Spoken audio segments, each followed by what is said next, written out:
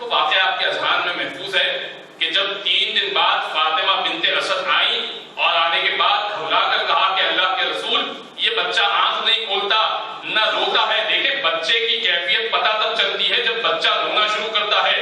اسی لیے اگر نہ روئے تو مار کے رلایا جاتا ہے کہ زندہ ہے یا نہیں ہے. رونا زندگی کی علامت ہے، رونا زندگی کی علامت ہے. لیکن علی روئے نہیں، یہ بتلانا مقصود تھا کہ میں رونے والا نہیں ہوں، رلانے والا ہوں. علی روئے نہیں. ایک مرتبہ آغوش رسالت میں جیسے ہی آئے، آنکھوں کو کھولا اور رسول کے چہرے کا دیدار کیا، زیارت کی. اب رسول نے پہلا جملہ کہا، یا علی 3 دن تک تم نے آنکھیں نہیں کھولی تھی، تم نے اپنی نظر کو مجھ سے مخصوص کیا، میں نے اپنے علم کو تم سے مخصوص کر دیا.